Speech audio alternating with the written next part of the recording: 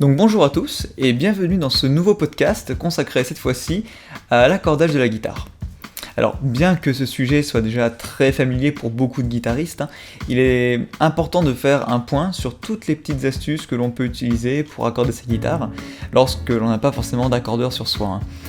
Alors vous n'allez quand même pas vous empêcher de jouer simplement parce que vous n'avez pas le matériel sur vous, le matériel adéquat. Parce qu'en réalité, vous l'avez tout le temps sur vous. Et il s'agit de votre oreille. Accordeur intégré dans les guitares, dans les amplis, en pédale, accordeur à pince, accordeur automatique avec enrouleur de cordes motorisé, le must quoi, ou encore accordeur portatif, tout n'est qu'un prétexte pour ne pas utiliser votre oreille. Alors il est vrai qu'en concert, il est indispensable d'avoir une pédale d'accordage qui coupe votre son dès que vous l'activez pour que vous l'utilisiez à ce moment-là, ou bien même en règle générale, pour être accordé à coup sûr au hertz près, c'est important d'avoir une pédale d'accordage. Mais je vais vous expliquer comment accorder correctement votre guitare en 3 étapes. Allez, c'est parti!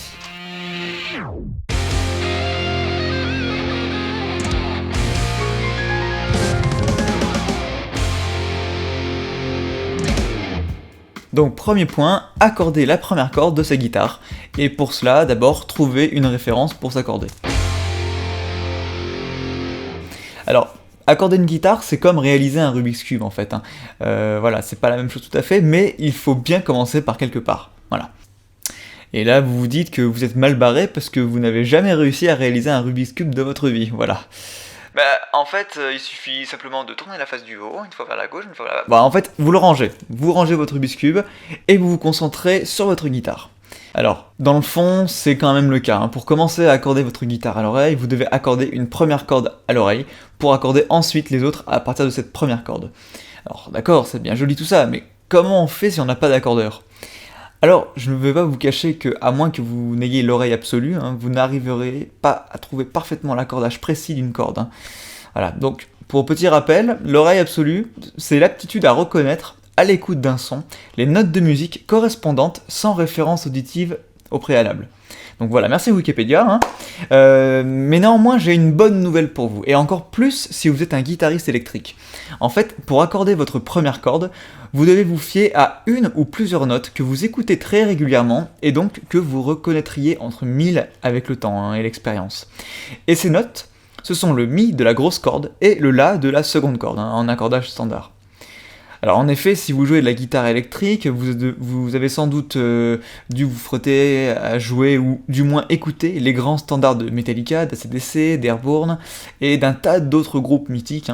Eh bien, la plupart de ces groupes jouent beaucoup de leurs morceaux dans des tonalités de Mi mineur ou de La mineur.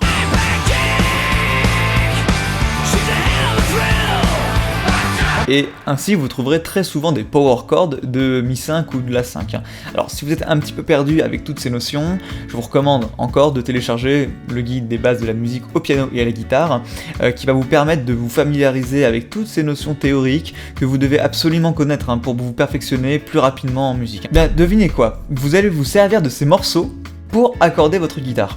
Et le meilleur morceau que j'aurai à vous proposer est un morceau que j'ai déjà beaucoup parlé dans d'autres articles, notamment dans le top 10 des solos les plus faciles à la guitare, c'est Nothing Else Matters de Metallica, voilà, pour rester dans le standard.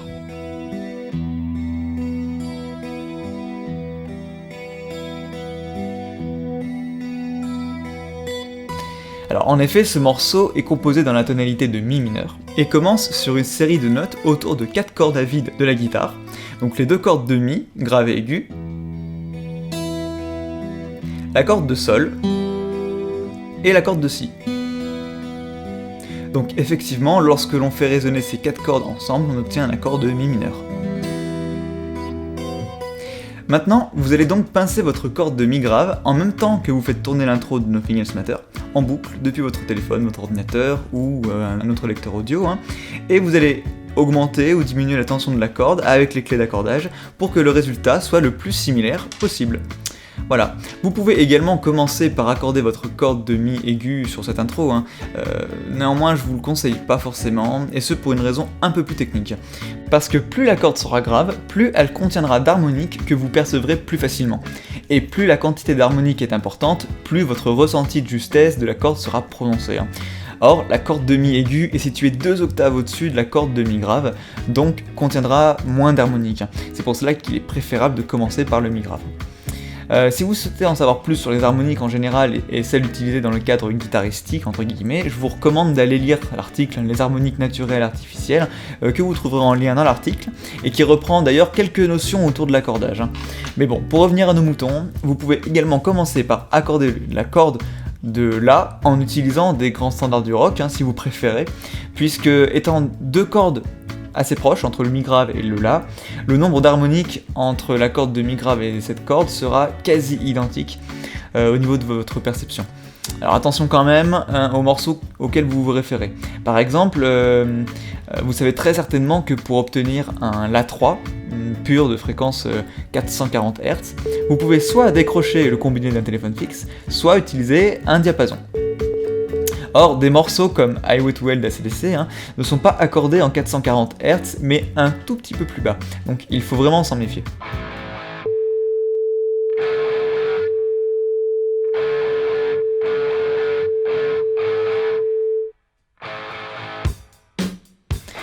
D'ailleurs, petite astuce, si vous souhaitez jouer ce morceau de Highway to Hell à la guitare par-dessus le morceau original, vous tapez Highway to Hell Standard Tuning sur YouTube, et vous obtiendrez une version de ce morceau en 440 Hz. Voilà, c'est cadeau.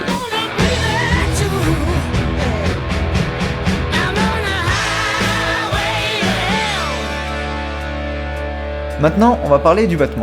Alors, pour être sûr et certain de votre accordage, vous devez maîtriser une nouvelle notion, peut-être qui est déjà connue pour certains d'entre vous, que l'on appelle le battement. Alors le battement, toujours d'après Wikipédia, parce que oui, on n'a pas beaucoup de budget, on fait ce qu'on peut, c'est une, je cite, une modulation périodique d'un signal constitué de la superposition de 2 signaux de fréquences proches.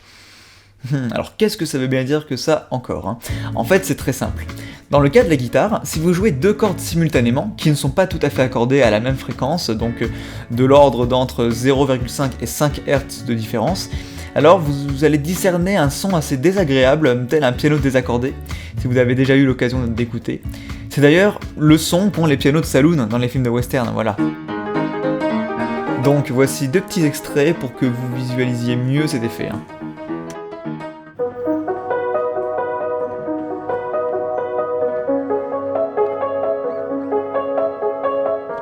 Et bien pour la guitare, c'est le même principe.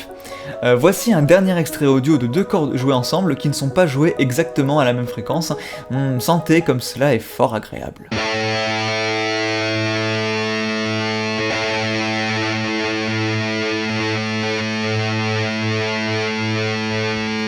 Pour conclure, vous devez donc éviter de ressentir cette impression de battement lorsque vous accordez votre grosse corde de Mi sur Nothing Else Matters, ou tout autre morceau qui est en La mineur, mais lui très flagrant.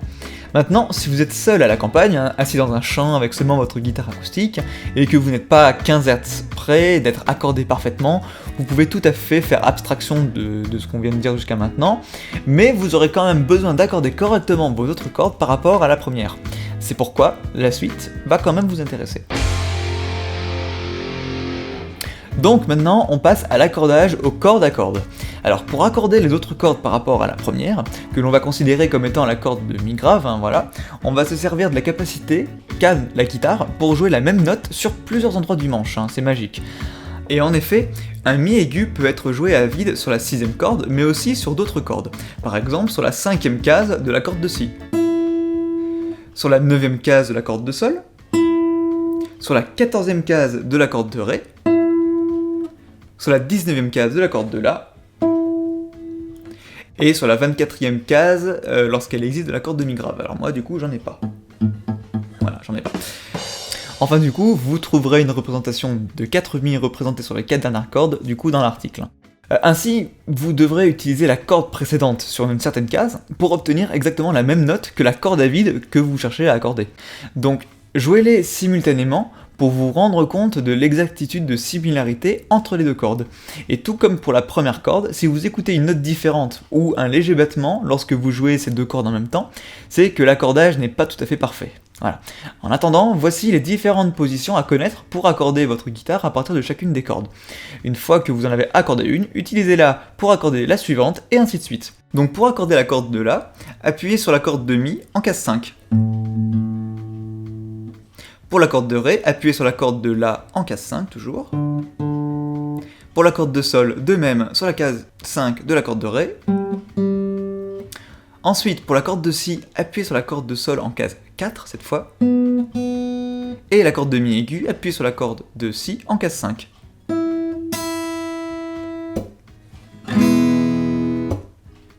Voici un schéma du coup qui récapitule ces positions que vous trouverez encore dans l'article. Mais pour être encore plus sûr de son coup, le mieux est de se référer à l'accordage par le biais des harmoniques. Alors il est vrai que j'ai déjà évoqué ce sujet de façon assez complète dans l'article sur les harmoniques naturelles et artificielles, c'est pourquoi je vous le partage de nouveau ici, tout en ajoutant quelques notes supplémentaires. Notes, je parle bien d'explications, voilà. Le problème avec la technique de l'accordage au corde à corde comme on vient de faire jusqu'à maintenant, c'est que lorsque l'on appuiera sur une case pour produire une note de façon classique, la distance séparant la corde du manche, donc quelques millimètres, faussera la hauteur de la note, car la corde devra être plus tendue que lorsqu'elle est au repos total. Voilà. De plus, il faudra appuyer sur la corde de la façon la plus verticale possible pour garder au maximum la justesse de la note, et si vous décalez la corde ne serait-ce que d'1 millimètre vers la gauche ou vers la droite, la hauteur sera également faussée et le battement perçu sera d'autant plus important en vous déplaçant vers le haut du manche, donc plutôt vers la note aiguë.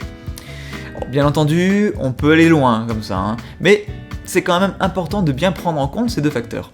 C'est donc là que la maîtrise des harmoniques devient intéressante. Lorsque l'on joue une note harmonique, il suffit d'effleurer la corde que l'on veut jouer sans se soucier de la déformation qu'elle subira en hauteur et en largeur. Alors, cependant, comme il n'existe pas une infinité d'harmoniques que l'on peut jouer sur une guitare, la difficulté va être de repérer celles qui vont produire les mêmes notes que toutes les cordes à vide, ou du moins qui s'en rapprochent. Donc encore une fois, dans le corps de l'article, vous trouverez un schéma récapitulatif pour vous indiquer à chaque fois sur quelle frette appuyer pour obtenir la corde suivante en utilisant les harmoniques. Et vous trouverez aussi un tableau qui vous montrera les correspondances. Donc grossièrement, sur une guitare, ça donne ça.